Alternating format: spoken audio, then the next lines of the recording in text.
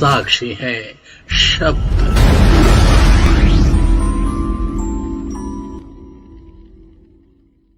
जब पिताजी नहीं रहे तो माँ अकेली हो गई। ज्यादा वर्षों तक वो भी जीवित नहीं रह पाई, क्योंकि एक दिन मुझे बता रही थी कि बेटे कब वापस कश्मीर अपना घर कब हम जाएंगे। दिलों की बात करता है, साक्षी है शब्द। और बचपन से माँ कहती हैं कि जब होश मैंने संभाला 5 वर्ष की उम्र से, तब तक गांव देहात के लोग मुझे देखने आते थे और मेरे गीत को सुनते थे। फिल्मी गाना ही हम उस समय गाते होंगे, और क्या गाते होंगे। नई आशा और उमंग को लेकर आपके साथ साक्षी है शब्द। अहम देखर बागीचा होई सोवाली, साक्षी है शब्द, साक्षी है शब्द।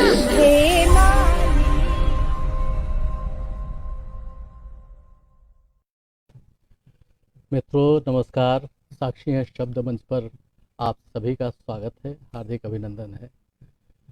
मित्रों वैसे तो ये मंच पूरी तरह से ग्लोबल है, जिसमें कि हम देश से विदेश से अलग अलग क्षेत्रों में उल्लेखनीय और उत्कृष्ट कार्य करने वाले व्यक्तियों को हमेशा आमंत्रित करते रहते हैं। तो जैसा आपने इस प्रोमो में देखा होगा कि हर तरह के क्षेत्र के लोगों का थोड़ा थोड़ा सा परिचय इसमें मिला होगा आपको। एक क्षेत्र अभी तक अछूता था और उस क्षेत्र में हमने एक बहुत विशिष्ट आचार्य, गुरु, शिक्षक और बहुत प्रकांड विद्वान को आमंत्रित किया है।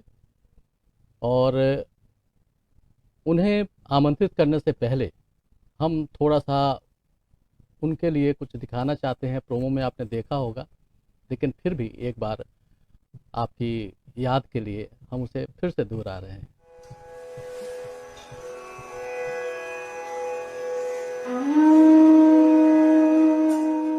डॉक्टर नील कुलकर्णी का जन्म और पालन पोषण संस्कृत, जप, दर्शन और योग साधनाओं के यौगिक वातावरण में हुआ, जहां उन्होंने बहुत कम उम्र में ही सहज ज्ञान युक्त योग का अध्ययन करना सीख लिया। So the reality is that the yogis were meditating all along for a long time. उन्होंने अपनी अनूठी योग प्रणाली आदि योग नील कुलकर्णी की प्रामाणिक योग प्रणाली 1998 में यूएसए में तैयार की और बाद में इसे अधियोग पुस्तक में प्रकाशित किया। Now we know each and every person is seeking for happiness. Doctor Neel Kulkarni ने 35 वर्षों से अधिक समय तक विभिन्न देशों और विभिन्न परिवेशों में 35,000 से अधिक योग छात्रों और 1,000 से अधिक प्रमाणित योग शिक्षकों को प्रशिक्षित करने का कार्य किया है। SciTech, the authentic yoga school of California, USA, certification of completion 200 hour teacher training। साक्षी है शब्द ग्लोबल मंच पर डॉक्टर नील कुलकर्णी 7 फरवरी को रात्रि 8 बजे हमारे साथ होंगे। उनसे बातचीत।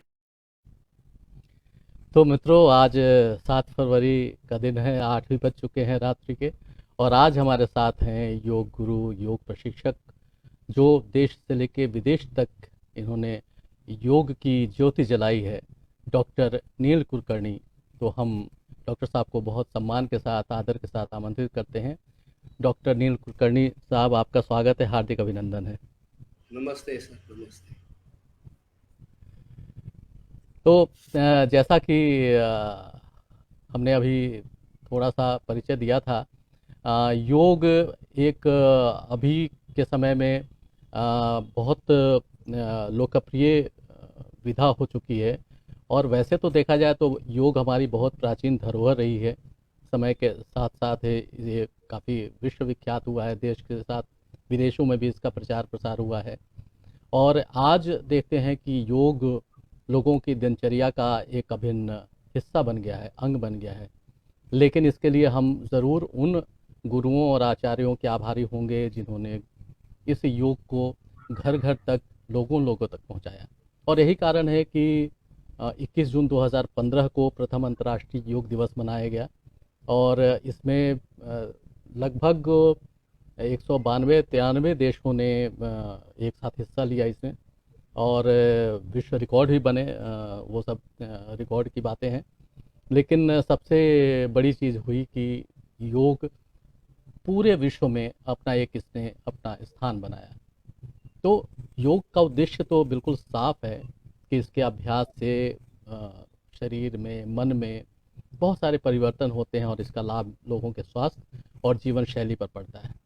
तो इस जागरूकता को फैलाने में डॉक्टर नील कुलकर्णी जी का बहुत बड़ा हाथ है और पिछले लगभग 30-40 वर्षों से वो इस काम में जुटे हुए हैं। तो हम फिर से डॉक्टर साहब आपका स्वागत करते हुए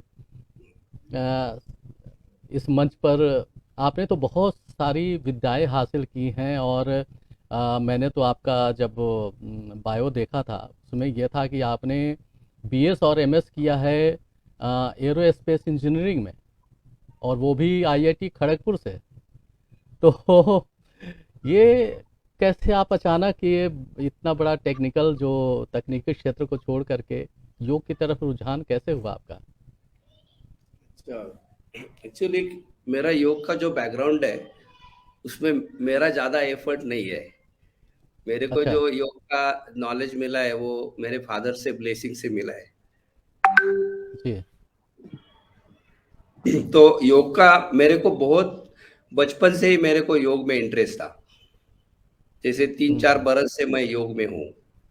और जी जी। जब मेरा थ्रेड सेरेमनी हुआ 8 इयर्स ओल्ड, तो मैं मेडिटेशन अपने आप करने लगा था। तो मेरा जब जन्म हुआ उसी समय मेरे पिताजी तो पहुंचे हुए योगी थे, तो उनको मालूम था कि ये योगा में जाने वाला है। फिर भी हमारी आर्थिक परिस्थिति अच्छी नहीं थी, इसीलिए उन्होंने मेरे को बताया कि पहले आपको आर्थिक परिस्थिति स्टेबल करना है, उसके बाद आप अपने आप योगा में हो जाएंगे। तो मैंने वो उनका वो मान लिया और मैं योगा का स्टडी बैकग्राउंड में करता रहा। बट उसके बाद मैं जॉब के लिए आईआईटी में गया, तो थोड़ा सा मेरे को इंटरेस्ट था इंजीनियरिंग में, बट मेरे को योगा में ज़्यादा इंटरेस्ट था। तो मैं आईआईटी में भी योगा करता था। उसके बाद एमएस भी किया मैं उधर, और उसके बाद मेरे को 1-2 टीचर मिले। तो पहले टीचर मेरे को त्रिवेंद्रम में मिले, जहाँ मैं एरोस्पेस इंजीनियरिंग का ट्रेनिंग के लिए गया था। तो उन्होंने मेरे को ओनली 10 आवर्स सिखाया था उस समय। तो उन्होंने 3rd क्लास में मेरे को बताया कि आप योगा टीचर बनने वाले हैं। That was in 78 I think. तो मैं उनको बोला कि मेरे को योगा टीचर नहीं बनना है, मेरे को अच्छा सैलरी वगैरह करके फॉरेन में जाना है। तो बोला वो आप करो, फिर भी आप योगा टीचर तो बनने वाले हैं। ऐसा उन्होंने उनको मैं सिर्फ 10 घंटा ही उनसे मिला था। उसके बाद 85 में मैं इंडिया में आया था न्यूजीलैंड से। तब बीकेएस आयंगार गुरुजी थे, तो उन्होंने मेरे को बुलाया था उनके साथ स्टडी करने के लिए। तो मेरे को 5 महीना छुट्टी था, तो मैं हर रोज 6 घंटा जाता था उनके पास। तो वो 5 महीने का स्टडी उनके साथ मैंने योगासन का किया। तो योगा का मेरा जो इंटरेस्ट था वो पहले से ही था। तो मैं जब अमेरिका में सेटल हुआ और मेरी कंप्यूटर का सेटिस्फैक्शन हो गया कंप्यूटर में काम करके, उसके बाद मैं 45 ईयर जब हुआ तब मैंने वो छोड़ दिया और योगा में चला गया पूरा। अच्छा। ऐसा मेरी योगा का बैकग्राउंड है। जी जी जी। तो ये डॉक्टर साहब जो वैसे तो योग हम सब लोग बच्चे बच्चे की ज़ुबान पर योग तो आता है, लेकिन इसका जो साहित्यिक, सांस्कृतिक और जो इसकी पृष्ठभूमि हमें कहना चाहिए कि योग एक ऐसी, जो कुछ पढ़ा और सुना है उसके हिसाब से, मेरे हिसाब से लगता है कि योग एक ऐसी मानसिक प्रक्रिया है। आध्यात्मिक तो है, लेकिन आध्यात्मिक मैं इसे इसलिए नहीं कहता कि ये अध्यात्म की तरफ ले जाने वाला है, लेकिन ज़रूरी नहीं कि आप आध्यात्मिक होकर योग करें। मेरी सोच है, आप और ज़्यादा स्पष्ट करेंगे। तो ये जो है शरीर, मन और आत्मा, इसको एक साथ जोड़ने का काम योग करता है, इसलिए शायद इसका नाम भी योग पड़ा। तो ये जो पूरी प्रक्रिया है, और अलग अलग ग्रंथों में, अलग अलग दर्शनों में, जैसे पतंजलि के दर्शन है या सांख्य दर्शन है या भगवत गीता में भी योग की विस्तृत व्याख्या की गई है।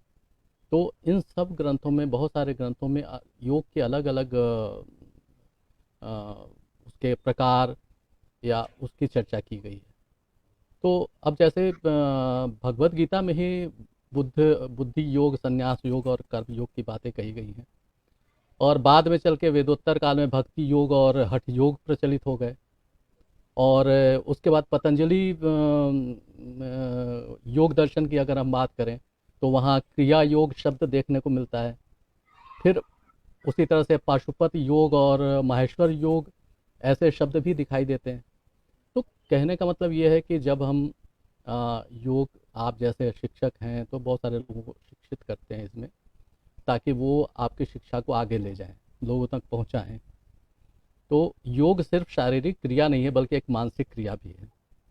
तो ये सब जो योग के अलग अलग प्रकार हैं, तो इसमें कितनी साम्यता है या कितना वैषम्य है, सब अलग अलग तरह से योग को कैसे परिभाषित करते हैं हम? अच्छा, योग का क्या है कि अभी जो योग का जो नॉलेज समाज में प्रसारित हुआ है उसमें बहुत सारी त्रुटियां है, क्योंकि योग ये विषय जो है वो भारत में सिस्टमेटिकली पढ़ाते नहीं है। क्योंकि भारत में क्या होता है कि भारत का सब कुछ एजुकेशन वगैरह जो होता है, करियर, वो सब आर्थिक परिस्थिति को देख के करते हैं। तो कितना भी अच्छा स्टूडेंट हो तो उसको जब स्कूल में डालते हैं तो कौन सा जॉब अच्छा होगा ये सोच के डालते हैं। वो स्टूडेंट को किस में इंटरेस्ट है वो सोच के नहीं डालते। तो इंडिया में क्या होता है कि सिस्टमेटिकली योगा का स्टडी नहीं होता है। वेस्टर्न कंट्रीज में जैसे जर्मनी, यूएस वगैरह, उनका स्टडी ज्यादा सिस्टमेटिक होता है, क्योंकि वो योग में इंटरेस्ट है इसीलिए जाते हैं। तो इंडिया में जो लोग योग करते हैं उसमें 99% लोग शारीरिक स्वास्थ्य के लिए योग करते हैं। योग के बारे में उनको मालूम नहीं होता है। योग का नॉलेज तो इंडिया से आया है, बट वो उनको मालूम नहीं होता है, क्योंकि योग का जो नॉलेज है वो संस्कृत में लिखा है, और वो जो संस्कृत है वो अलग संस्कृत है। जैसे पतंजलि योग सूत्र जो संस्कृत है वो भगवत गीता से अलग है। तो योग का जो हिस्ट्री है वो आपको मैं 3-4 मिनट में बताता हूँ कि योग जो शब्द है उसका मीनिंग है, जैसे आपने बताया जॉइंट। योग का मतलब जॉइंट होना। तो ये जॉइंट जो है वो आजकल लोग माइंड, बॉडी, फीमेल, मेल ऐसा सब बोलते हैं, बट एक्चुअली योग जो शब्द है वो उपनिषद से आया है। तो वैदिक जो हिस्ट्री है उसमें पहले मंत्र आते हैं, उसके बाद फिलोसॉफी जब स्टार्ट होती है तो फिलोसॉफी का जो कल्मिनेशन है इंडिया में वो उपनिषद में हुआ है। तो उपनिषद को वेदांत बोलते हैं, जो एंडिंग पार्ट और कंक्लूडिंग पार्ट ऑफ वेदास। तो उसमें वो योग का पूरा एनालिसिस किया है, और उसमें योग शब्द जो है उसका मतलब है joint of individual soul and universal soul, या जीवात्मा और परमात्मा, यही सिर्फ उसका मीनिंग होता है। बॉडी, माइंड, स्पिरिट ये नहीं आता है उसमें। सिर्फ जीवात्मा और परमात्मा, उसका कौन सा भी फॉर्म ले लो, परमात्मा ब्रह्मन ले लो, कौन सा भी ले लो, ईश्वर लो या गॉड लो या कृष्णा भी, कौन सा भी ले लो।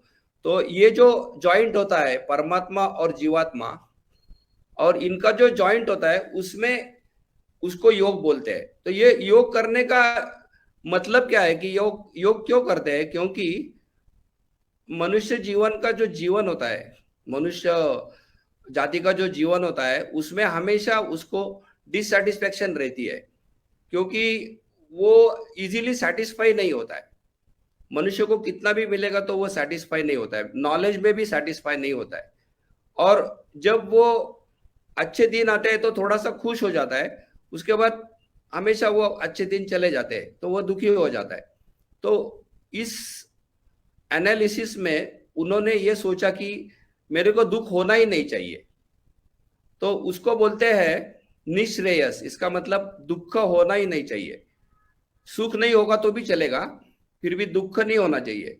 तो ये दुख निवृत्ति की जो कल्पना है उसमें उन्होंने ये लॉजिक लगाया कि जीवात्मा और परमात्मा का मिलन होने से वो दुख निवृत्ति हो जाएगी।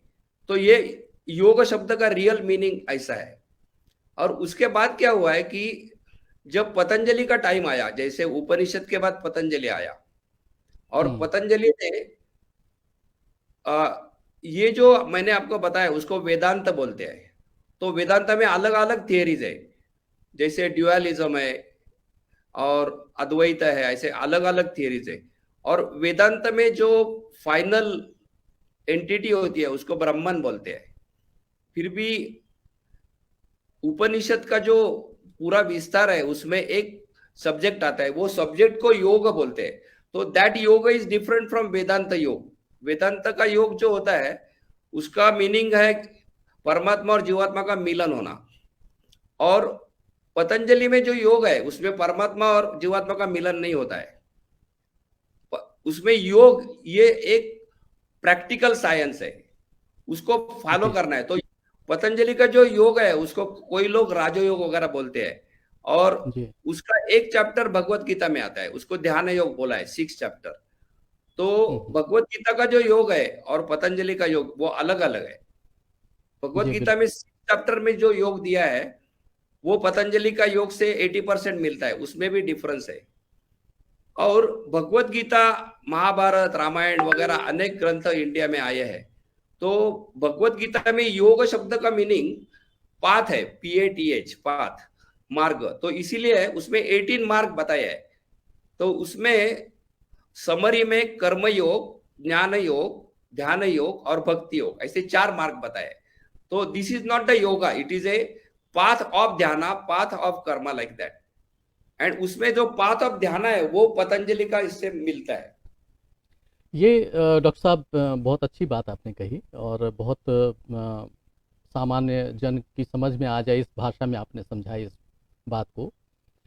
जब हम थोड़ा सा लगता है कि अगर हम उसके पीछे जाते हैं, जैसा आपने कहा कि भगवत गीता का बिल्कुल अलग है मार्ग, जिससे पाथ आप कहते हैं, मार्ग कहते हैं, उस मार्ग तक पहुंचने के अलग अलग रास्ते बताए गए हैं अलग अलग दर्शनों में। तो अब पतंजल योग दर्शन में जैसे योगा चित्त वृत्ति निरोध, यानी चित्त की वृत्तियों का निरोध ही योग है, ये पतंजलि दर्शन में कहा गया है। सांख्य दर्शन में पुरुष प्रकृतियो विर्ग्यो ज्ञपि योग इत्यभिधीयते, यानी कि पुरुष और प्रकृति के पार्थक्य को उनको अलग कर स्थापित कर और पुरुष के स्वरूप में अवस्थित करना ही योग है उसके हिसाब से। तो अलग अलग जो योग की परिभाषाएं हैं लोगों ने जो की है, उससे कहीं ना कहीं जो अगर योग हम पढ़ते हैं, अगर हम कोशिश करते हैं कि उसको समझने की कोशिश अगर हम करें, तो हम किस रास्ते को अपनाएं, किस मार्ग को हमें अपनाना चाहिए। क्योंकि मूल जो बात है एक इंसान के अंदर, एक आदमी के अंदर, वो है आनंद की प्राप्ति, कि हम जो काम कर रहे हैं उसमें आनंद हो हमें। और हम हमेशा ज़रूरी नहीं है कि सभी वृत्तियों का निषेध हो, क्योंकि कई ऐसे दर्शन हैं जो मानते हैं कि अब फ्राइड और यूंग ने तो अगर मनोचिकित्सक की बात करें मानसिक अवस्था को, तो उनका है कि नहीं, कभी भी अपनी वृत्तियों का शमन नहीं करना चाहिए, उसको निकालना चाहिए। आचार्य रजनीश ने भी दूसरे तरह से इस बात को स्वीकारा है और कहा है। तो मुझे ये लगता है कि जैसे योग में अलग अलग तरह की बातें, या पतंजलि योग में ही जैसे ये बात कही गई है कि चित्र की एकाग्रता ही और उसका नियमन शमन ये करना चाहिए। तो क्या इस पर कैसे हम निर्णय करें? नहीं, क्या होता है कि जब हम कुछ ग्रंथ पढ़ते हैं ना, तो वो ग्रंथ जिन्होंने ओरिजिनल ग्रंथ पढ़ा है और समझा है उनसे वो ग्रंथ पढ़ना चाहिए। आजकल क्या होता है कि योग का जो उपयोग होता है वो शारीरिक स्वास्थ्य के लिए होता है, फिटनेस एंड हेल्थ, इसके लिए होता है। तो जो लोग हेल्थ एंड फिटनेस में ज्यादा है वो लोग पॉपुलर हो जाते हैं, और वही लोग पतंजलि योग, भगवत गीता इस पर बात करते हैं। तो उन्होंने वो पढ़ा भी नहीं होता है, ओरिजिनल ग्रंथ पढ़ा भी नहीं होता है उन्होंने। तो वो जो बताते हैं वो लोग सच मान लेते हैं। जैसे कोई लोग आसना में बहुत एडवांस होते हैं, तो वो लोगों को बताते हैं कि एडवांस आसना करना ही मेडिटेशन है। तो उन्होंने पतंजलि योग को पढ़ाई किया नहीं होता है। तो इसमें मेरी हिसाब से क्या करना चाहिए कि जिनको योग का अभ्यास करना है उनको सिस्टमेटिकली उसका अभ्यास करना चाहिए।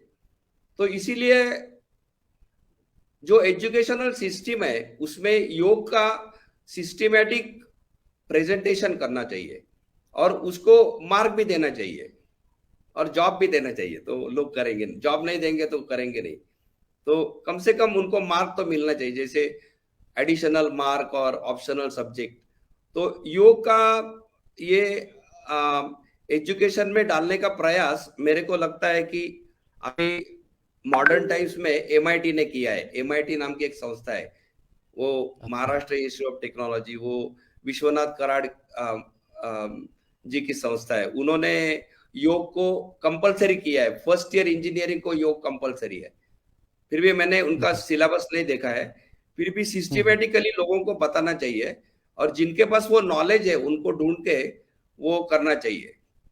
उसके बाद आपने जो बताया कि हर एक आदमी अलग अलग चीज चाहता है योगा से। कोई लोग फिटनेस चाहते हैं, कोई लोग मेंटल पीस चाहते हैं, कोई लोग उनको स्ट्रेस है या डिप्रेशन आया है उसमें रिकवरी चाहते हैं। तो वो जो हुआ उसको थेरापेटिक या ऐसा योग बताते हैं, फिर भी वो रियल मीनिंग नहीं है योगा का। तो उनको दोनों मालूम होना चाहिए कि थेरापेटिक से कैसा आता है, हेल्थ फिटनेस कैसा आता है। इसीलिए ये सब मैंने देखा, मैं जब 20 बरस मैं पहले सिखाया, ये सब मैंने देखा कि लोग अलग अलग चीज कर रहे हैं। जैसे पतंजलि का प्रेयर कर रहे हैं और उसके बाद बहुत एक्सरसाइज कर रहे हैं। पतंजलि ने ज्यादा एक्सरसाइज नहीं बताया है। या बहुत सारे योगा स्टूडियो जैसे फॉरेन में उनके स्टूडियो में बुद्धा का स्टैचू होता है। तो बुद्धिज्म में गॉड नहीं होता है और बुद्धिज्म में सोल भी नहीं होता है, जीवात्मा भी नहीं होता है और परमात्मा भी नहीं होता है। ये उनको मालूम नहीं होता है, फिर भी वो योगा करते हैं। योगा में तो जीवात्मा होता है और कोई कोई योगा में परमात्मा भी होता है। कोई योगा जैसे सांख्य योग में परमात्मा और जीवात्मा नहीं होता, परमात्मा नहीं होता है, जीवात्मा होता है। और पतंजलि ने बेसिकली सांख्य योग को ही एडवांस किया है प्रैक्टिस डाल के। और उसने अच्छा डॉक्टर साहब, ये जी बिल्कुल सही बात आपने कहा। सांख्य दर्शन और पतंजलि का योग दर्शन है, बहुत बातें मिलती जुलती हैं दोनों की। और आपने 2017 में जैसा कि हमने अभी दिखाया था उसमें कि कैलिफोर्निया में जब आप थे तो आपने पतंजलि कोड नाम की एक पुस्तक प्रकाशित की। तो ये पतंजलि योग दर्शन जो है वो अपने आप में संपूर्ण है।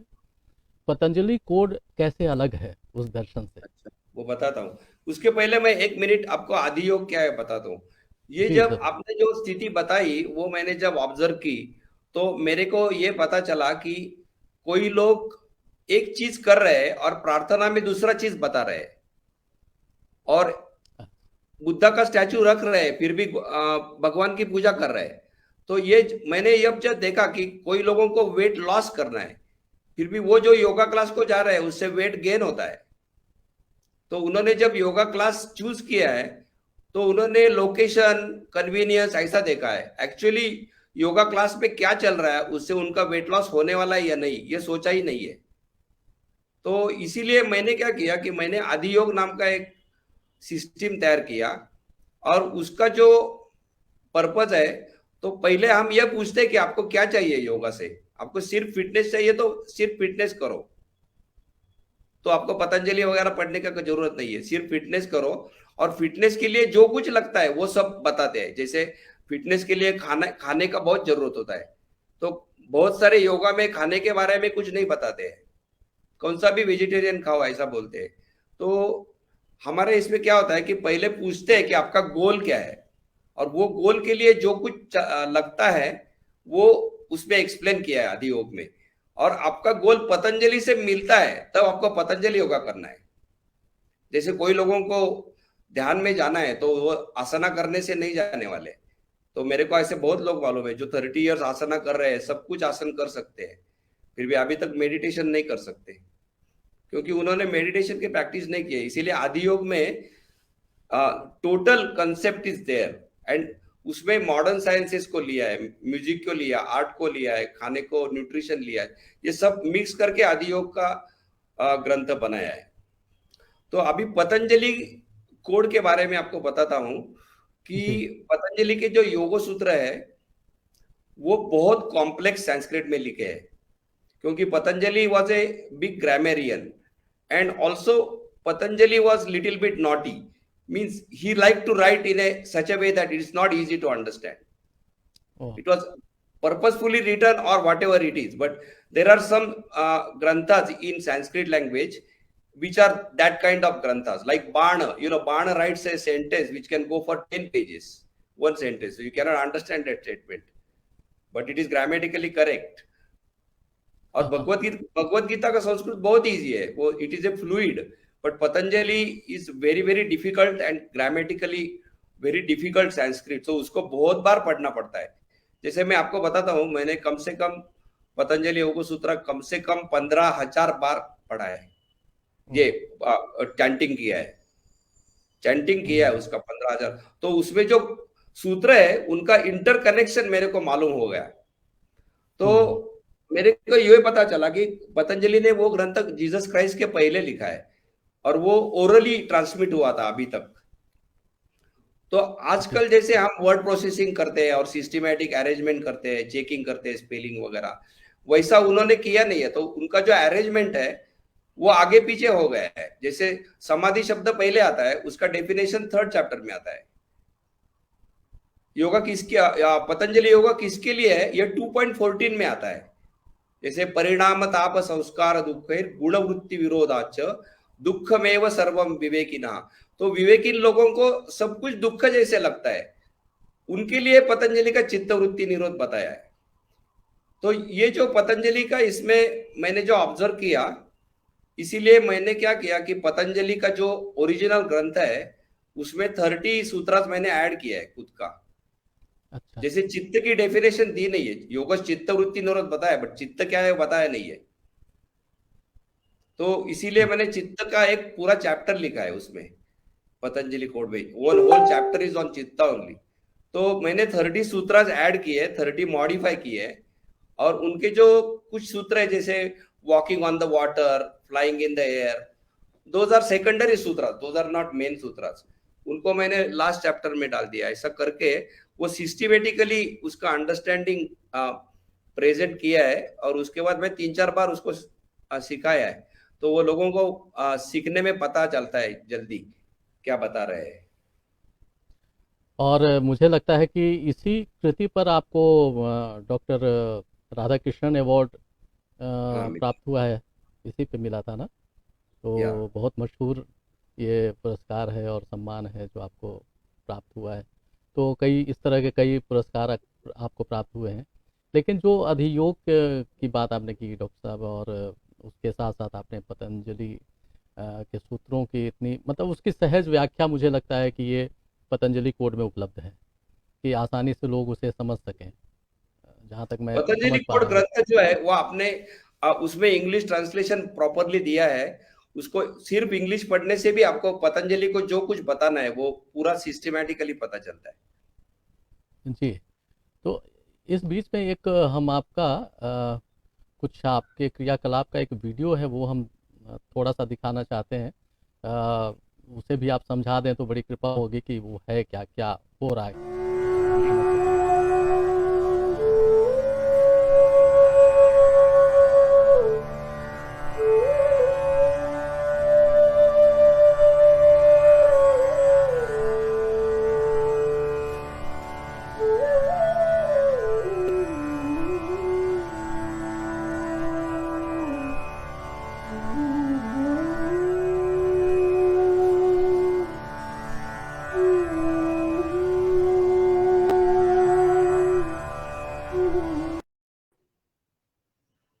अच्छा, ये जो आपने दिखाया वो मेरी एक ऑडियो है, वो मैंने मे बी 20 इयर्स पहले बनाई है, और ऑडियो का नाम है गुरु भक्ति।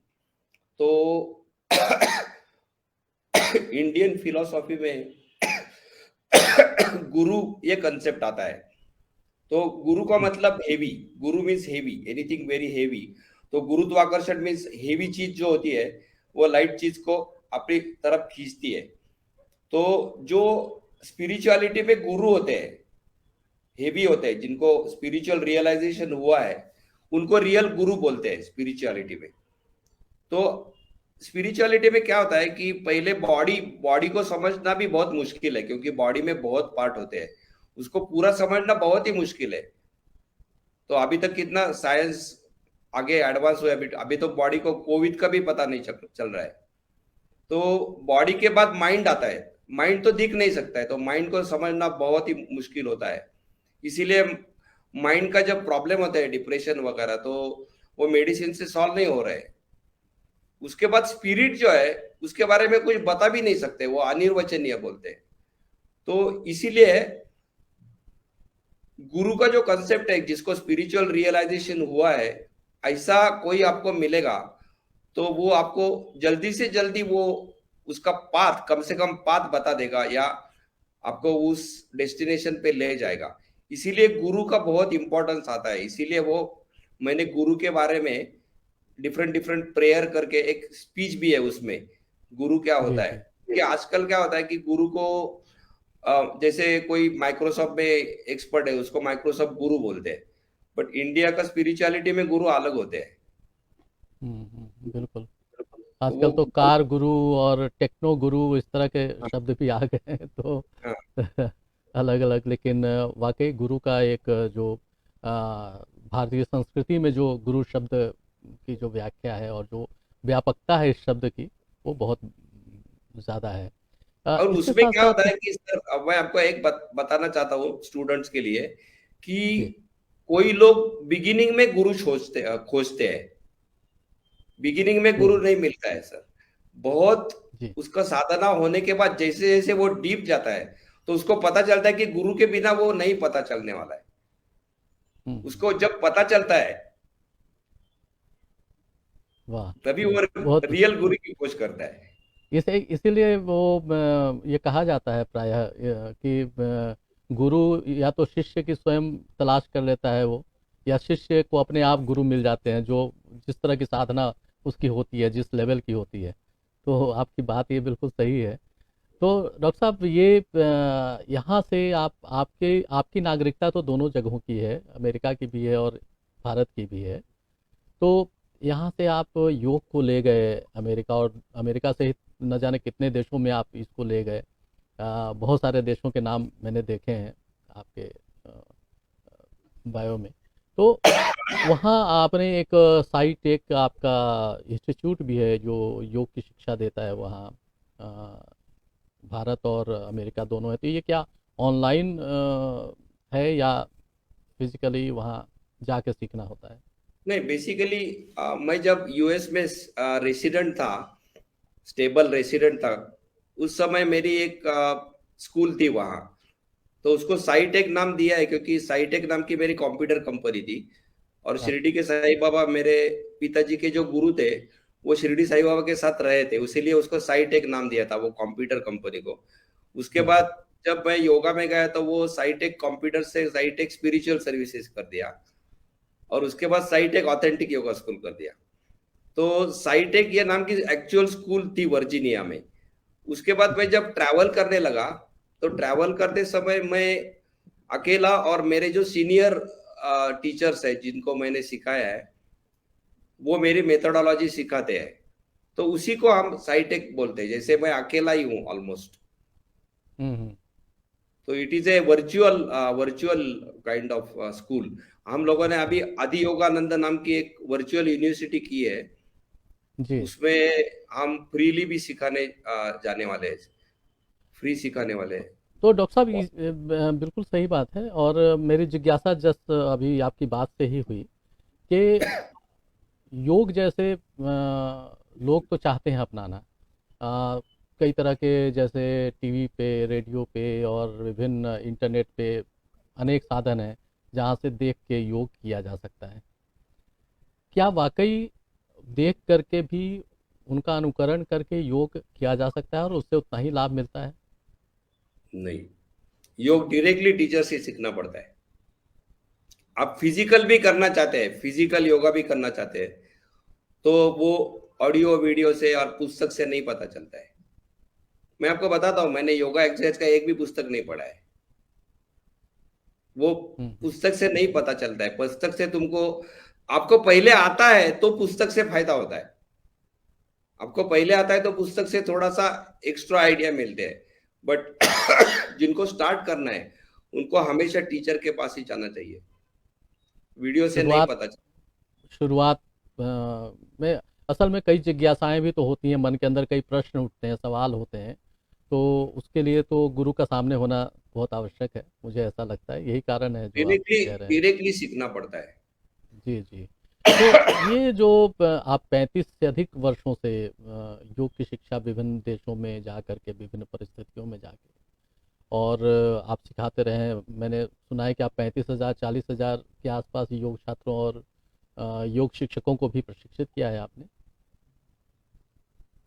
तो ये पिछले 35 वर्षों का जो आपका परिश्रम है उसका परिणाम है ये, मुझे लगता है। Yes yes.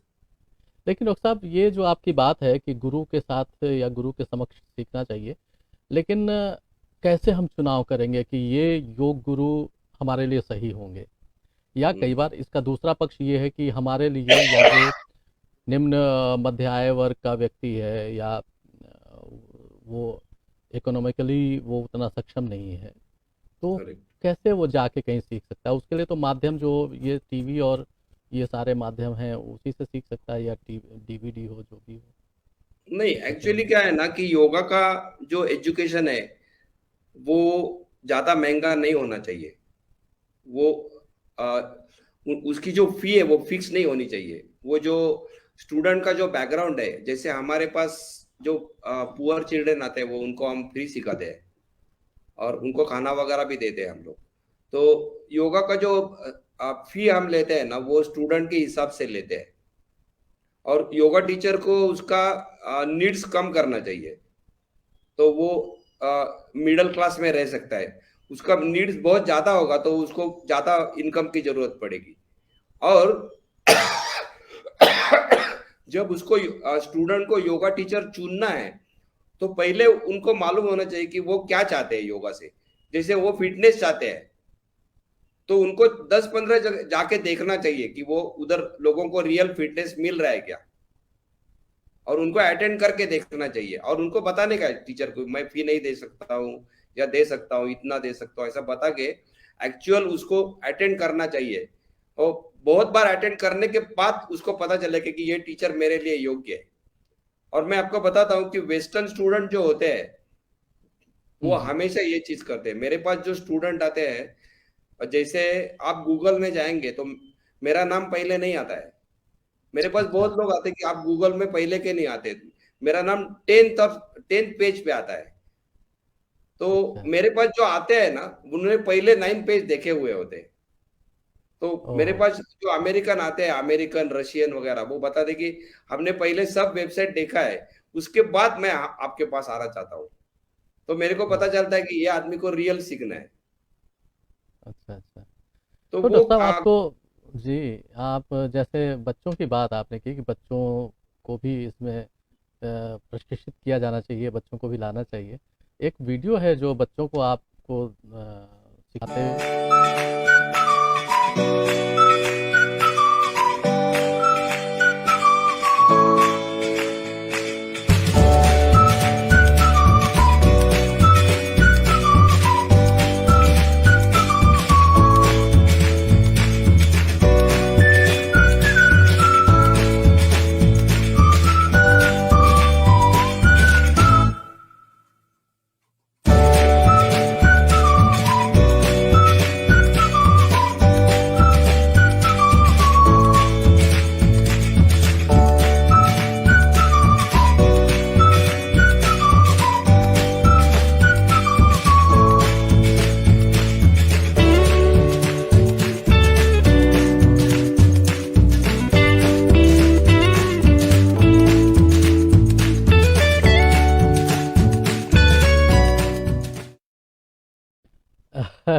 ये अभी एक और भी आगे मेरे पास वीडियो है जो मैं दिखाऊंगा। इसमें डॉक्टर साहब आपको देखा उस तरह से योगाभ्यास करते हुए, बैलेंसिंग करते हुए अपने हथेलियों के ऊपर, अ, क्या मतलब क्या उम्र सर होगी आपकी अभी? 67। 67। तो आमतौर से 67 की उम्र ऐसी होती है कि हड्डियां भी कमज़ोर होना शुरू हो जाती हैं, मांसपेशियां भी थोड़े बहुत साथ देना छोड़ देते हैं और सब कुछ देते। तो ये जो है आपके योग का प्रभाव लगता है कि आपने ये बैलेंसिंग की है, कितने Yes, लंबे समय not से आप only योग yoga, कर रहे हैं? exercise, but diet also. Diet is more O, important. अच्छा। तो क्या See, डाइट होना चाहिए डॉक्टर साहब? डाइट का कैसे है कि डाइट का स्टडी जो होता है वो एक स्टेज से स्टार्ट होता है, जैसे वेजिटेरियन डाइट, अच्छा। वेजिटेरियन के बाद वेगन डाइट, उसमें मिल्क भी नहीं आता है, और उसके बाद न्यूट्रिशन साइंस आता है जैसे विटामिन वगैरह, और उसके बाद नेचुरल डाइट जैसे आयुर्वेदिक डाइट वगैरह।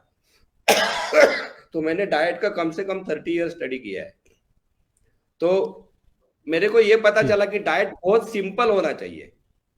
इट शुड बी वेरी अच्छा। Simple, so one doesn't have to study at all. तो लास्ट ईयर मैंने 7 सूत्रास लिखे हैं डाइट के बारे में। जैसे मेरे योगा के सूत्र है वैसे डाइट के 7 सूत्र लिखे हैं। उसमें पहला सूत्र यह है कि मैक्सिमम वैरायटी खाना है। इसके मतलब हर रोज अलग अलग अलग अलग चीज खाना है, उससे आपको सब कुछ न्यूट्रिएंट मिल जाएंगे। उसके बाद जब जो नेचर में आता है उसको डायरेक्टली खाना है, उसको प्रोसेस नहीं करना है। तो जितना प्रोसेस करेंगे उतना उसका वैल्यू कम हो जाता है। तो प्रक्रिया बहुत कम करना है, उसमें प्रोसेसिंग बहुत ही कम करना है।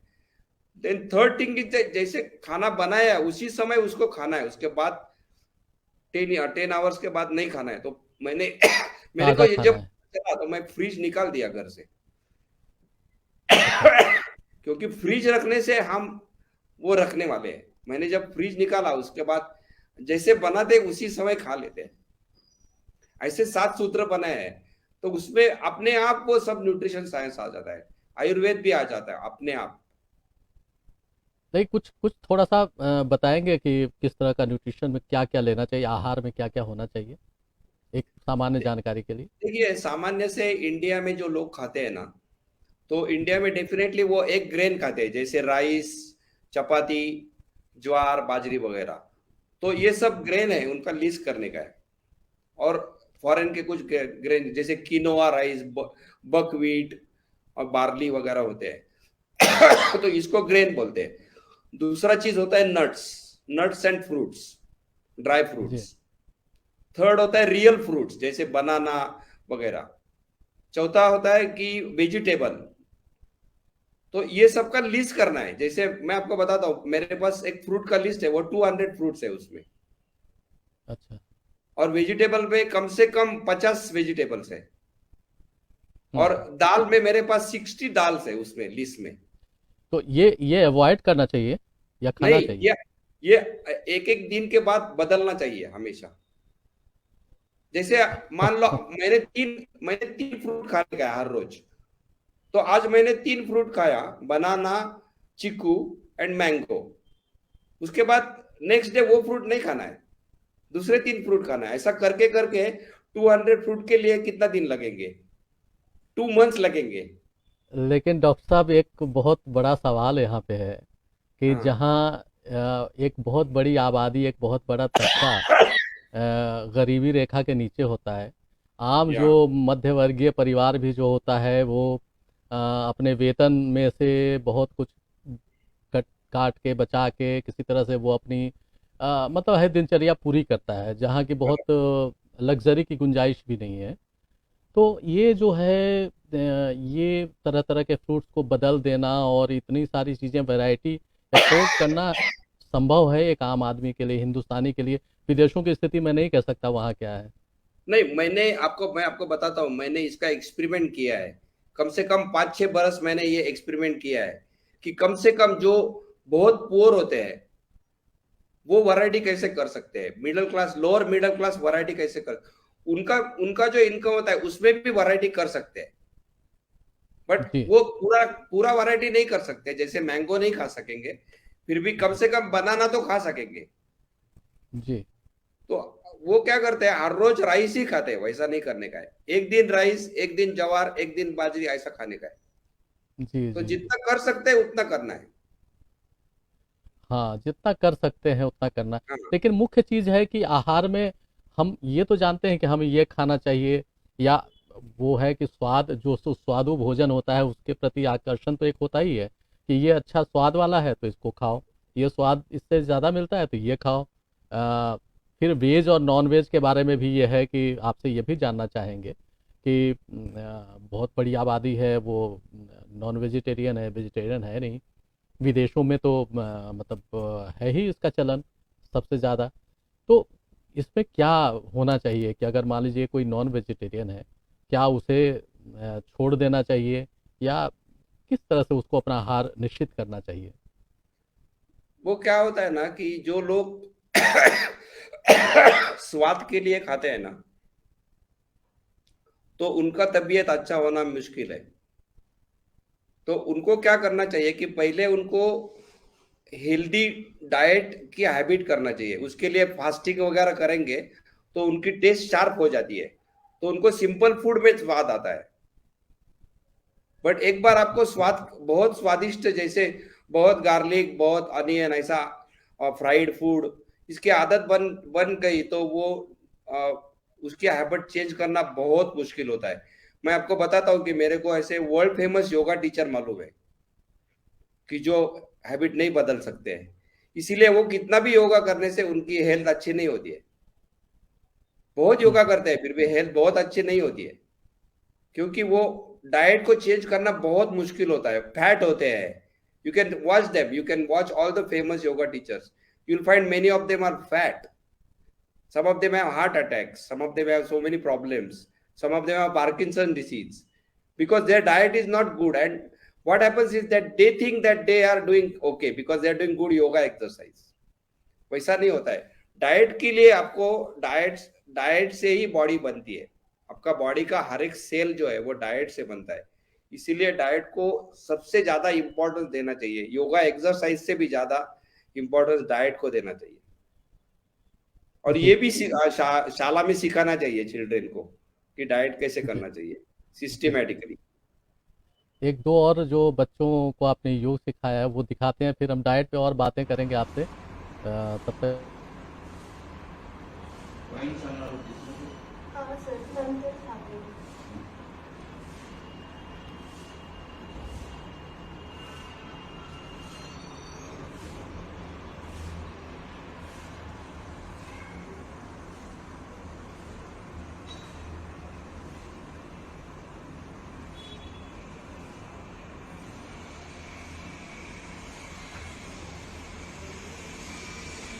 योगाबद्दल काय तुला आवड, योगाबद्दल काय तुला आवड, बोल ना. मी पण सलोनीने जे आसन केलं ना शीर्षासन तेच पहिलं करणार आहे आणि तिने जसे पॉईंट सांगितले तेच मी पण सांगते. तर आपण पहिलं दोन्ही गुडघ्यावर बसून घ्यायचे, आपले हात एकत्र एक टाकायचे आणि आपण आसन करताना हे पोकर खाली दाबले गेले पाहिजेत आसन केल्यानंतर. आणि आपले हे हिथलं दिशे ना तिथं आपलं हे डोकं आलं पाहिजे आणि हळूहळू एक पाय वर उचलून आपण हे आसन करायचंय.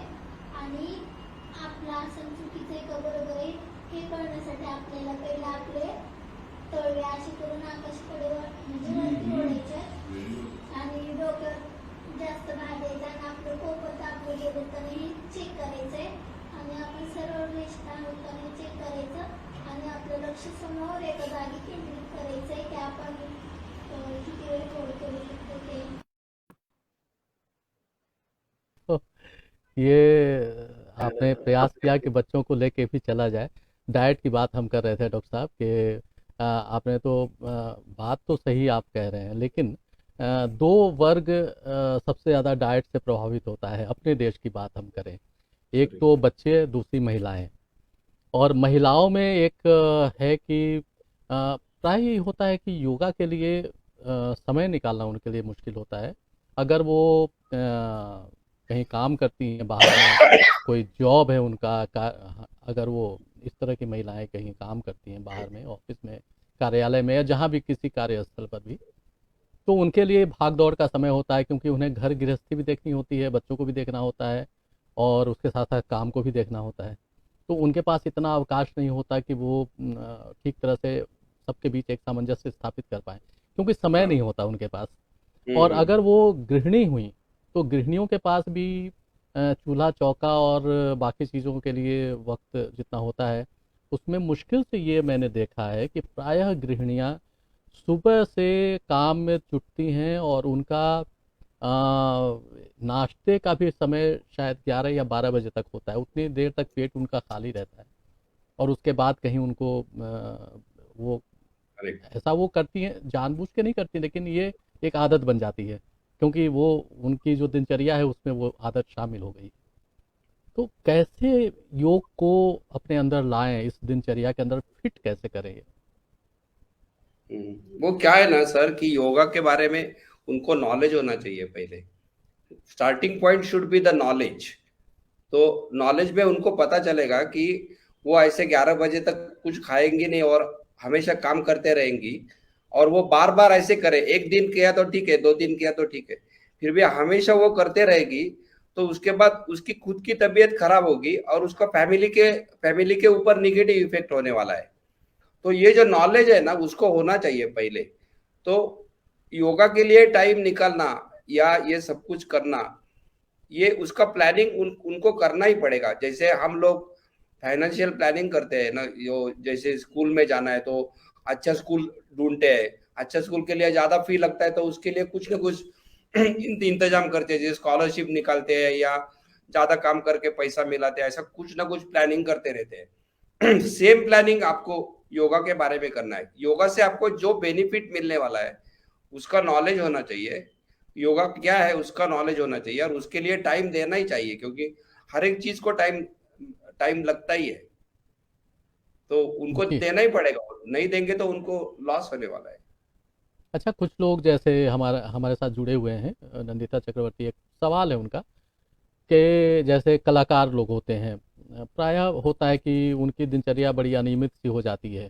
कहीं कार्यक्रम में गए तो रात में लौटने का कोई ठिकाना नहीं रहता, नींद पूरी नहीं होती है, फिर दूसरा कार्यक्रम आ जाता है, कहीं दूसरी जगह जाना पड़ता है, बहुत सारी चीज़ें होती हैं। और ख़ास तौर से जो सिंगर हैं, जो गायक कलाकार हैं, तो ब्रीथिंग प्रॉब्लम जो है वो होती है कई बार कि कम हो जाती है, बहुत सारे कारण हैं।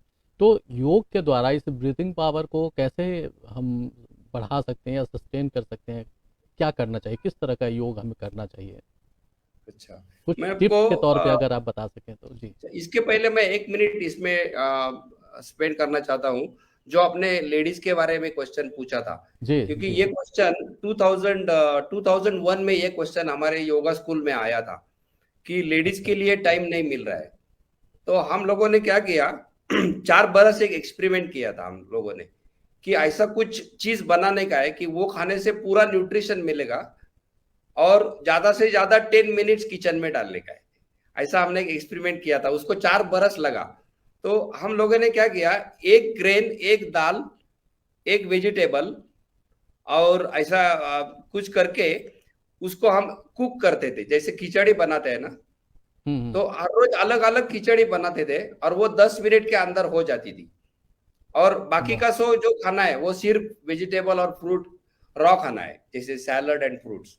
तो वो हम लोगों ने ये एक्सपेरिमेंट करके प्रूव किया था कि 10 मिनट्स मैक्सिमम वो लेडी कर सकती है पूरा। तो कुछ लोगों ने किया उसका इम्प्लीमेंटेशन, उसमें इंडियन एक भी नहीं है। अच्छा अच्छा।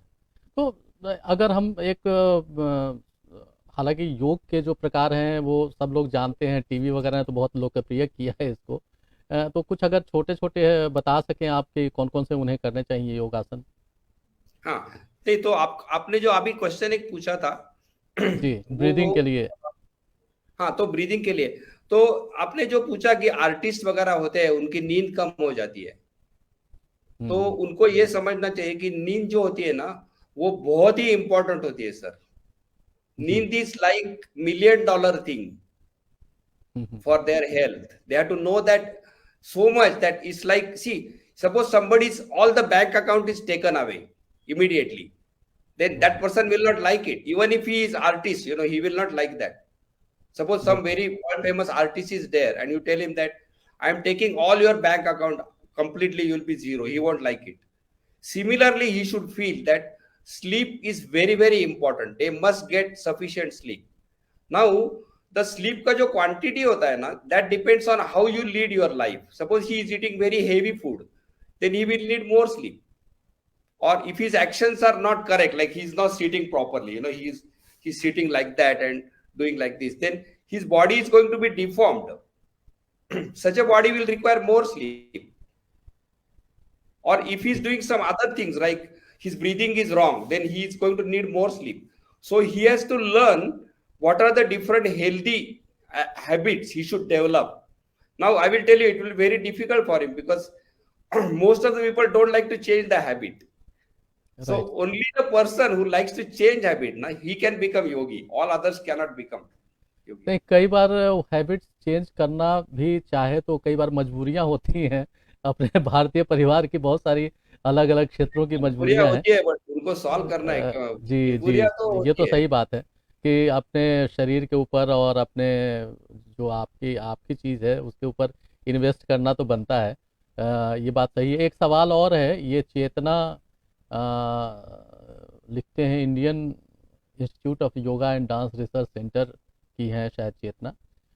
वो लिखते हैं कि वर्किंग वुमेन के लिए एक जनरल हेल्दी डाइट क्या हो सकती है, एज ग्रुप 30 और 40 के लिए जानना चाह रही हैं।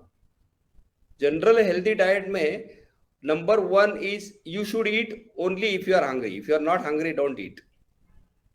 Don't eat because it is 7 o'clock is breakfast time, 12 o'clock is lunch time. Don't follow all that. You have to be hungry, very hungry. So how do you know you are hungry? You should be able to eat anything. You should not eat anything, but I'm just telling you that anything should satisfy your hunger. That means the real hunger is there. So the first thing is that they must be hungry. Second thing is that their amount of eating should be such that after eating they should not feel heavy. They should feel light. That means the amount of eating should be adjusted to their capacity. Like everybody has a different capacity, like when I was in IIT, I remember I used to eat 10 chapatis at one time. But of course now I cannot, I don't eat chapati at all. But I used to eat अभी कितना खा रहे हैं doctor साहब आप? मैं चपाती खाता ही नहीं हूँ. मैं अभी सिर्फ भाकरी खाता हूँ और वो आधी भाकरी खा सकता हूँ. हाँ, आधी या ज्यादा जो से है ज्यादा. जी वो वो जवार की होती है. महाराष्ट्र में बहुत मशहूर है वो। हाँ. वो जौ किस आटे का होता है वो? जवार या बाजरी और जवार या बाजरे की रोटी होती है वो। रागी वगैरह होता है. जी, तो उस मैंने समय खाई है। मेरा बड़ी एक्सरसाइज लेवल बहुत ज्यादा था. मैं हर रोज कम से कम 10 किलोमीटर वॉक करता था. उसके बाद 2 घंटा योगा करता था, वॉलीबॉल खेलता था और बहुत कुछ करता था. इसीलिए वो मैं खा सकता था. बट उनका खाना का जो सेकंड आइटम है वो उनको लाइट खाना है वर्किंग वुमेन के लिए. Third thing is they should as soon as they are hungry, they should not wait for too long. They should eat little bit, whatever it is. And then the fourth thing, I will tell the content, because she is interested in the content, I'm sure. She should eat, according to me, 30 to 50% fruit only of the whole diet. 30 to 50% should be fruit, and at least 20% should be vegetables. And the rest of the things can be whatever she likes. So if she eats like that, after 2-3 months, her system will become stabilized and she will start feeling energetic. Doctor साहब, ये वैसे तो योग से संबंधित आसन बहुत सारे हैं जो पुस्तकों में और तमाम मीडिया पर वो दिखाए जाते हैं, बताए जाते हैं, लेकिन योग का एक संबंध प्राणायाम से भी है, या प्राणायाम का संबंध योग से है कि आप जब तक प्राणवायु को नियंत्रित नहीं करते हैं, और इसमें तो बहुत सारी बातें बताई गई हैं कि प्राणवायु को साधने का तरीका और कैसे जो आपके चक्र हैं, जैसे सहस्त्रार है, फिर आपका आज्ञा है, विशुद्धा है, हृदय चक्र है, मणिपुर, स्वाधिष्ठान और मूलाधार चक्र, जो जितने चक्र हैं आपके, तो उन चक्रों में जो प्राणवायु है उनको व्यवस्थित करना, इसके लिए कई पद्धतियाँ प्रचलित हैं। योग तो है ही अपने आप में, योग के भी कई प्रकार हैं। तो इसमें क्या उसकी भूमिका है प्राणायाम की? जो जैसे अभी मुझे याद आया कि अभी उन्होंने पूछा था कि ब्रीदिंग अच्छी करने के लिए, कि क्योंकि सांस का काम होता है गायकों के लिए, तो ब्रीदिंग अच्छी करने के लिए क्या करना चाहिए? तो सिर्फ मुझे नहीं लगता है कि योगाभ्यास काफ़ी है, इसमें प्राणायाम की बहुत बड़ी भूमिका हो सकती है, और हो तो किस तरह के प्राणायाम करने चाहिए? थोड़ा सा इस पर यस, ज़रूर हम चाहेंगे आप बताएं। देखिए क्या होता है कि जो प्रचलित योग पद्धति होती है ना, वो लोग सिस्टमेटिकली स्टडी नहीं करते हैं, तो उनका उनका मानना क्या होता है कि पहले आसन करना चाहिए और आसन का थोड़ा प्रोग्रेस होने के बाद प्राणायाम करना चाहिए, और प्राणायाम में प्रोग्रेस होने के बाद ध्यान करना चाहिए, उसके बाद आध्यात्मिक योगा करना चाहिए, ऐसा उनका मानना है। मेरा मानना वैसे नहीं है, मेरा मानना एकदम उल्टा है। पहले आध्यात्मिक योगा ही करना चाहिए। इसका मतलब आपको अध्यात्म में इंटरेस्ट होगा तो आपको आध्यात्मिक योगा से स्टार्ट करना है, जैसे प्रेयर वगैरह स्टार्ट करना है इमीडिएटली, उसमें आसना का वेट करने का नहीं है। आपको आध्यात्मिक इंटरेस्ट ही नहीं है, बिल्कुल सिर्फ मेडिटेशन में इंटरेस्ट है, माइंड पीसफुल करना है, स्ट्रेस फ्री करना है, तो आपको मेडिटेशन से ही स्टार्ट करना है। तो थोड़ा सा मेडिटेशन करना ही है पहले स्टार्टिंग से ही। वैसे ही आसन से ज्यादा प्राणायाम इंपॉर्टेंट है, मेरे हिसाब से pranayama is more important than asanas, because see asana में क्या होता है, बॉडी का जो मसल स्ट्रक्चर जो होता है उसका मूवमेंट होता है, वो तो हम लोग हमेशा करते ही रहते हैं ना, जाने आने में, वो काम करने में अपने आप वो हो जाता है। बट प्राणायाम में क्या होता है कि ब्रीदिंग जो चल रहा है, इनवॉलंटरी ब्रीदिंग एक चल रहा है, और दूसरा जो है वो वॉलंटरी, उसमें कंट्रोल करने का वो हम लोग करते नहीं है ऑलमोस्ट। कभी कभी करते हैं, जैसे रनिंग करते हैं तो ज्यादा जल्दी ब्रीदिंग करना ही पड़ता है, but breathing is very important, because out of all the food, the most important food for the human being is the air. That means every day, one human being, he breathes one whole room of air. So you can live without food for a long time. I have lived without food for 25 days once. So you can easily live without food for 30, 60 or even 90 days. But you cannot live without air for more than a minute perhaps. So air is most important. That's why they should give more importance to their breathing system than the asana system. So in the pranayam, basically what you are doing is, see, you don't have to classify pranayam, like you don't have to give it names. First thing you have to understand is that you are doing a voluntary control of the breath. तो voluntary control में आपको क्या करना है, धीरे करना है, fast करना है, लॉन्ग करना है, ऐसा उसका कंट्रोल का एक्सरसाइज, जिसका मतलब प्राण का आयाम करना है, जैसे व्यायाम करना है प्राण का, वो हमेशा करना चाहिए। इसीलिए जैसे आप 1 घंटा योगा प्रैक्टिस करते हो तो उसमें कम से कम 15 से 30 मिनट प्राणायाम में डालना है, तो धीरे धीरे उसमें प्रोग्रेस हो जाएगा। तो ये करने से आपको पता चलेगा कि आपका ब्रीदिंग का जो एपरेटस है वो स्ट्रांग हो रहा है। ब्रीदिंग का जो एपरेटस होता है ना, वो जैसे स्ट्रांग होता है तो आपको बहुत इजी लगने लगता है। And this is very important for the singers, because I was not in music, but I got some introduction to music due to one American girl, and when I started the singing, I came to that singing itself is the pranayam. Right. So you have to sing in a systematic way, not in a haphazard way. So the pranayam is very, very important, and they should make sure that they do this pranayam of different variety on a regular basis. Whatever variety they decide, they have to make a plan, and they will benefit from it definitely. But pranayam में एक problem ऐसा आ रहा है कि pranayam and the breathing thing depends on good air quality, and good air quality is available only in few places in the world. Ji ji. So if you go to a place, like if you travel to a place which has got good air and come back to your own place, you can immediately know the difference. बहुत बढ़िया. वैसे भी कुलकर्णी साहब, जो पतंजलि का अष्टांग योग है उसमें तो सब चीज़ों के बारे में बहुत विस्तार से बताया गया, यम, नियम, आसन, प्राणायाम, प्रत्याहार, धारणा, ध्यान, समाधि, इतनी चीज़ें हैं उसमें। तो सबको अब अपनाना तो बहुत मुश्किल है इस भाग दौड़ की ज़िंदगी में।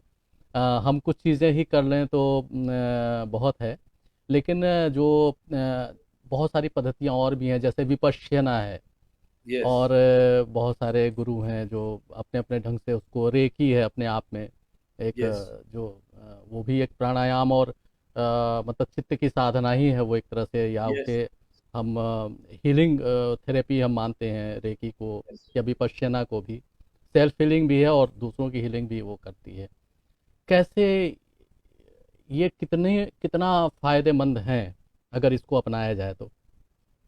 सी क्या होता है कि विपश्यना जो मेडिटेशन होता है, तो विपश्यना मेडिटेशन का मतलब होता है कि you have to observe your mind without getting involve in the thoughts. So that is all what vipassana means, that you are watching. Pasya means to see, and vipassana means you have to see your thoughts but not get involved in it. So it is like what will happen after some time, the those thoughts will not have any power over you. So suppose you are getting angry thoughts and you just watch them and not do anything, then after some time the anger will subside. So the vipassana is a meditation which gives you a peace of mind or stress freeness, and because of that your other activities will be positively affected if they are negative in the past. But Patanjali ka jo system hai, Patanjali, one has to understand, see, Patanjali's system is not meant for health and fitness at all. If you look at study the Patanjali, there is hardly anything about diet, almost zero. Second, there is not much about exercise at all. Also, he is not telling that you should become healthy. There is no sutra which says that you should become healthy like Ayurveda. So Patanjali is meant for getting liberation of the soul, and that is why it is very difficult, because his practice is all tapas. You have to suppress your all the vrittis of the chitta. So that is why Patanjali is meant for only 1 in million really. But of course, study everybody can do to know it. Now, whenever a person does vipassana, definitely he will get that benefit, and it is easier, so it becomes popular. Similarly, in case of Reiki, see, Reiki science is it is called abstract, which means that it is kind of like homeopathy. It is somewhat based on the belief system. You cannot directly show it, like you cannot guarantee, like if you suppose you take alcohol, you will become sober immediately. So in the same way, you cannot guarantee that if you take this homeopathic tablet tomorrow fever will go. You cannot guarantee. Right. Similarly, in Ayurveda, certain medications will immediately give the effect because they are chemicals, strong chemicals. वैसे recce में क्या होता है, वो abstract होता है. तो पहले जिनको रेकी करना है उसको पूरा ट्रस्ट होना चाहिए रेकी में. Without trust, it will not work. Second is that they have to dedicate, because it works on the energy, like a mental focus and energy. So you should totally dedicate to that. Then only it's going to work. So it's going to be harder than doing vipassana. But क्या होता है कि recce में some people, they are beginners, they think that they know it, but actually they don't know it. I have so many students who are Reiki masters. They are not masters. They got master because they did 2-year course.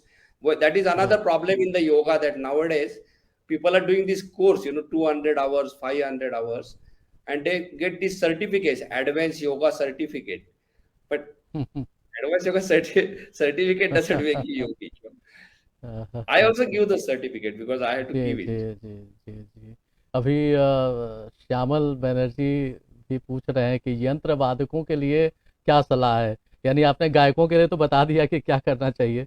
यह जो instrument बजाते हैं जो लोग, एक posture में उन्हें बैठना पड़ता है, अलग अलग इंस्ट्रूमेंट के हिसाब से अलग अलग पोस्चर्स उन्हें रखने पड़ते हैं, तो ये बहुत डिफिकल्ट होता है। अब सितार बजाने के लिए आदमी को उस मुद्रा में बैठना पड़ता है, वीणा के लिए अलग मुद्रा होती है, तबले के लिए अलग मुद्रा होती है, गिटार के लिए अलग मुद्रा होती है, तो अलग अलग वाद्य यंत्रों की मुद्राएं अलग अलग होती हैं, तो बहुत कठिन होता है उनके लिए। तो वो पूछ रहे हैं कि आप उनके लिए क्या सलाह है आपकी? अभी अस्वस्थ हैं बेचारे। इसका जनरलाइज आंसर बताता हूँ। जैसे जनरलाइज थियरी ऑफ एनर्जी ढूंढ रहे हैं साइंस, मैं आपको जनरलाइज इसका आंसर बताता हूँ। वो सभी यंत्रवादक के लिए और कौन सा भी आदमी के लिए वो थियरी है। आपको ये देखना है कि आपका जो शरीर होता है ना, उसका कौन सा भी पार्ट आप ले लो, शरीर का कौन सा भी पार्ट लो, ब्रेन लो या टोज लो या फिंगर लो, कौन सा भी पार्ट, उसमें 3 चीज की जरूरत होती है। पहला चीज होता है कि उसके लिए जो न्यूट्रिशन लगता है वो प्रॉपर न्यूट्रिशन लेना चाहिए वो पार्ट के लिए। जैसे ब्रेन है, ब्रेन के लिए ओमेगा 3 लगता है, तो आपको ओमेगा 3 जाना ही चाहिए आपका डाइट में। तो हर एक पार्ट के लिए कौन सा न्यूट्रिशन लगता है वो आपको मालूम होना चाहिए। उसके बाद हर एक पार्ट का एक्सरसाइज होना चाहिए जो आपको अच्छा रखना है। और थर्ड पार्ट है उसको रेस्ट देना चाहिए। तो रेस्ट, न्यूट्रिशन एंड एक्सरसाइज, ये 3 चीजें है ना, वो बॉडी का कौन सा भी पार्ट को अच्छा रखने के लिए लगती है। तो जब यंत्रवादक जो होते हैं ना, तो उनको पता चलना चाहिए कि हमारा बॉडी में कौन सा पार्ट यूज हो रहा है ज्यादा, तो उसको न्यूट्रिशन मिल रहा है क्या, उसको प्रॉपर एक्सरसाइज मिल रहा है क्या, और उसको रेस्ट मिल रहा है क्या। तो आपको पता चलेगा कि इसमें कौन सा ना एक कम होता है और उसी में वो चले जाते हैं। जब उनको प्रॉब्लम आती है ना, तो उनको पता नहीं चलता है कि हम लोग रेस्ट नहीं ले रहे हैं, बहुत दिन से काम कर रहे हैं बट रेस्ट नहीं ले रहे। कोई लोग एक्सरसाइज ही नहीं कर रहे बिल्कुल, अच्छा बाकी सब खाना वगैरह अच्छा खा रहे हैं बट रेस्ट एक्सरसाइज नहीं कर रहे। और कोई लोग एक्सरसाइज कर रहे हैं, रेस्ट भी ले रहे हैं, बट खाना अच्छा नहीं मिल रहा है, जैसे पुअर आपने बताया। तो ये तीनों चीज को बैलेंस करना पड़ता है। तो वो हर एक आदमी को देखना है कि उसकी जो एक्टिविटी है, मेंटल एक्टिविटी हो या म्यूजिकल एक्टिविटी हो या प्रोफेसर हो या कौन सा भी हो, उसको स्टडी करना है कि मेरा एक्टिविटी के लिए कौन सा पार्ट ज्यादा यूज हो रहा है, उसको रेस्ट देना ही चाहिए। बहुत अच्छी बात। तो बहुत प्रॉब्लम अच्छी क्या बात होता है ना आपने कही। कि जी पर्सन को जो प्रॉब्लम आती है वो इजी सॉल्यूशन ढूंढना चाहता है, इमीडिएट, बिल्कुल बिल्कुल और सही इमीडिएट कह रहे हैं। सॉल्यूशन होता ही नहीं है सर। हाँ, ये वही लॉन्ग प्रोसेस प्रॉब्लम। है, लॉन्ग प्रोसेस है, और इसको जब तक आप अपने बॉडी और सोल का अंग नहीं बनाएंगे तब तक उसका लाभ नहीं मिलेगा। इसकी मतलब अगर बात कहें तो इसीलिए बड़े बड़े जो योगी होते हैं ना, जैसे रामकृष्ण परमहंस वगैरह, उनका कैसे होता है सर, वो बॉडी माइंड के ऊपर चले जाते हैं।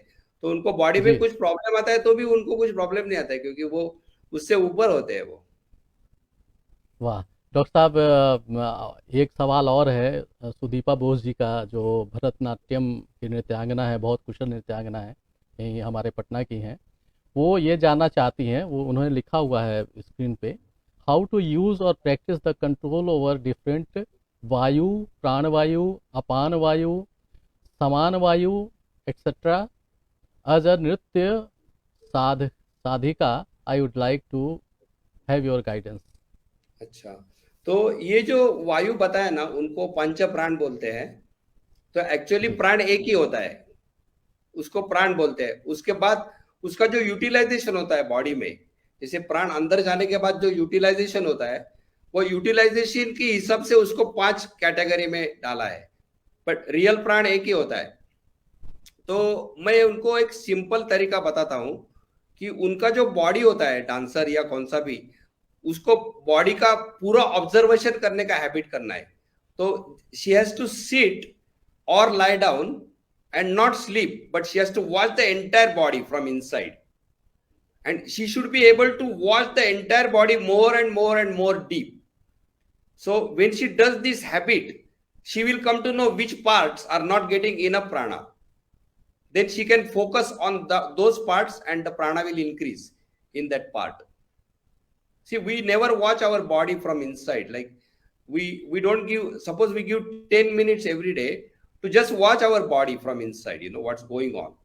जैसे लोग बताते हैं कि when you go to sleep, think how the day went, what mistakes you did. So we are trying to train your mind. In the same way, body also, you have to watch the entire body and see what's happening. Like suppose one day your stomach is feeling heavy, then you should skip the eating that day. You should not eat because it's regularly eating or something like that. So one has to develop a habit of watching the body from inside, and as a part of that, initially she will be watching the musculature and bones, but after some time she will be able to observe the prana, like she will be able to get hold of the prana going here and there. That condition might take a long time for her, but if she can reach that, that is the real pranayam, see sir. And very few people do that kind of pranayam. That means when they watch their body, they know what's happening inside in terms of the prana. She will have to do that if she wants to balance all those pranas. And then when she does the dance, automatically she will focus on those parts when they're needed. So those asanas which you saw earlier, that girl doing, she's only doing for 1 month. I mean, she knows where she has to watch while doing it. So because of my engineering background, my way of doing asanas is you have to watch where you are going, where the energy is flowing. So prana is nothing but energy. Prana is nothing but energy. The 5 names and all that is just a categorization. You can make more categorization if you like. जी जी, बहुत बहुत बहुत अच्छे से आपने इसकी व्याख्या की doctor साहब, और सुदीपा बोस जी आपने सुना ही डॉक्टर साहब को, और मुझे लगता है कि आपको समाधान मिल गया होगा। डॉक्टर साहब, एक बात और रह जाती है, योग से संबंधित कुछ भ्रांतियाँ, कुछ भ्रम लोगों में, कम्युनिटीज़ में रहती हैं कि योगा को एक ख़ास वर्ग कहना चाहिए, धर्म कहना चाहिए, पंथ कहना चाहिए, उससे जोड़ के देखा जाता है। जैसा आपने कहा कि बुद्धिज़्म में तो कोई ईश्वर की परिकल्पना है नहीं, वहाँ जीवात्मा परमात्मा कोई नहीं है। तो इस तरह से बहुत सारे पंथ और संप्रदाय हैं जहाँ की ईश्वर की मूर्ति रूप में कल्पना नहीं की जाती है, वो कई जगह निराकार रूप में ईश्वर को माना गया है। अलग अलग धर्म, हम किसी धर्म विशेष की बात नहीं कर रहे हैं, लेकिन तब भी कुछ जगह ये भ्रांतियाँ होती हैं कि इसे सीधे एक हिंदुइज्म से जोड़ दिया जाता है, क्योंकि इसमें मंत्रोच्चार भी शामिल हो जाते हैं, इसमें वेदों की बात कही जाती है, उपनिषदों की बात की जाती है, क्योंकि योगा वहीं से आया है।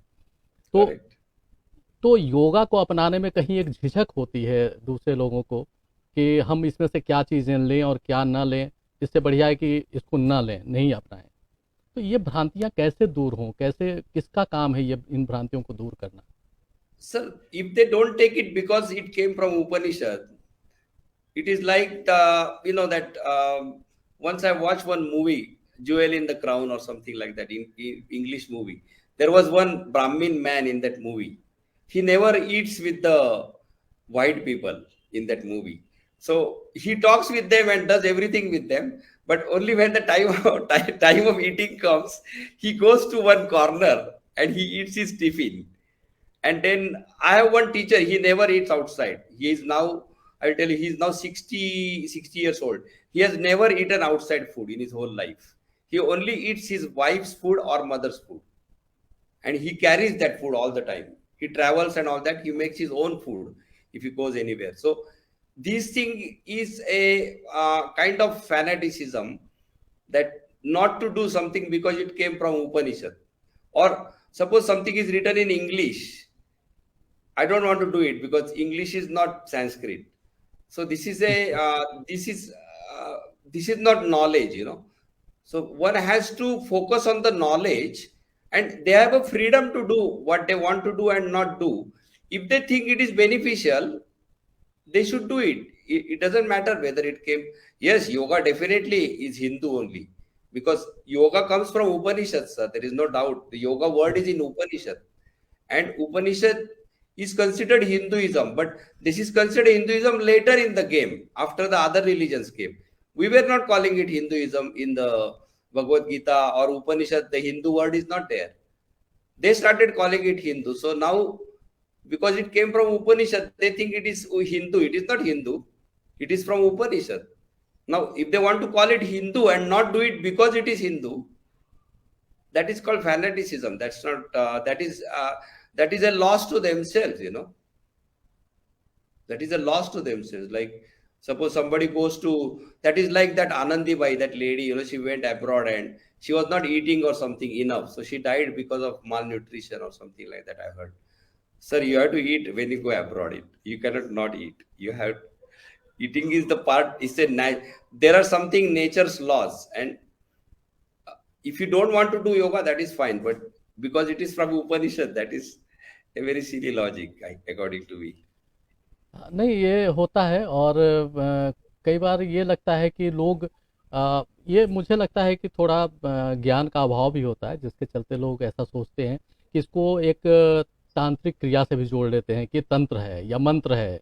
तो ये भ्रांतियां हाँ, जी yeah. कैसे They दूर have to होंगी कि they have to be taught properly, and the whole thing will come. The properly taught means time is required. So people give time only if they are going to get income. So all this is a chain. Like they have to. So ultimately, what happens is that those who are very very interested, they only go it. Like you see, Bhimsen Joshi, he is very poor and he is suffering. Even then, he is going to study that music. Doesn't matter what happens. Ultimately, he became great, but he had to go through all that thing.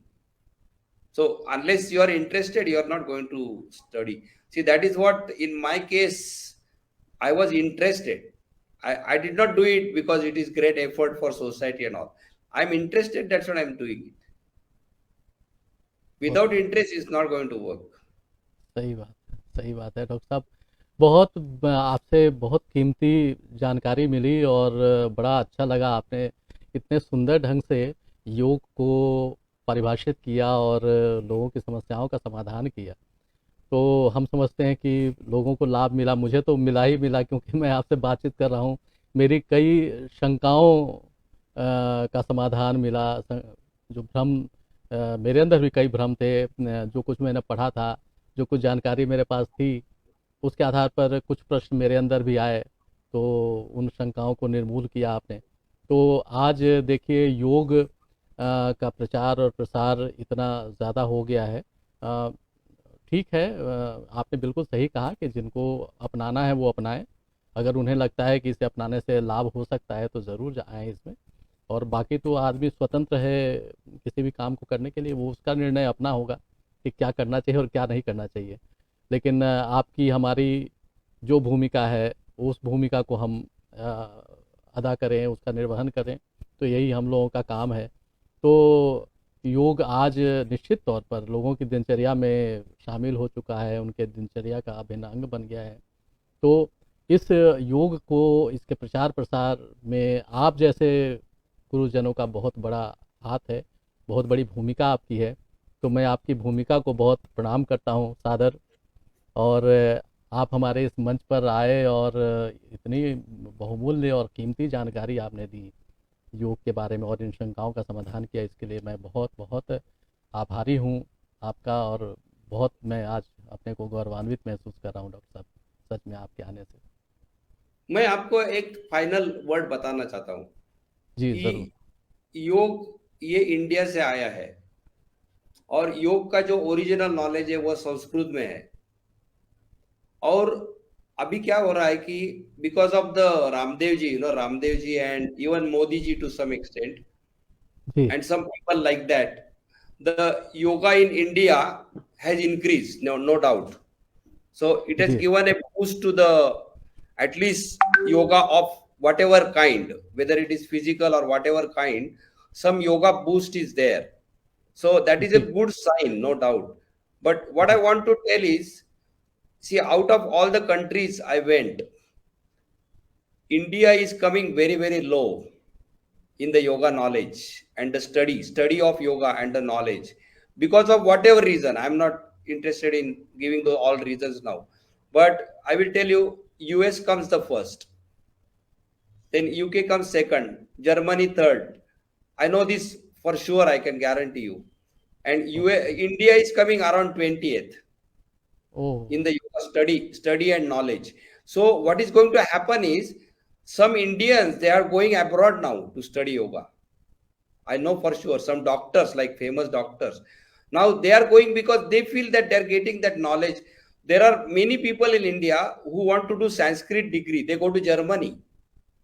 They don't prefer to do Sanskrit degree in India. They prefer to go to Germany because in Germany, Sanskrit is compulsory now in college, in the schools. So India has done some good things in last 4 or 5 years about yoga. But I think that something should be done by which that study can be done systematically, and some kind of support, like, job support or some assurance should be given, at least that they can get dal and rice every day, after yoga. So that is what I want to tell India. in thank you terms sir, of the, yeah. बहुत बहुत आपका धन्यवाद। Thank नमस्कार, शुभ रात्रि।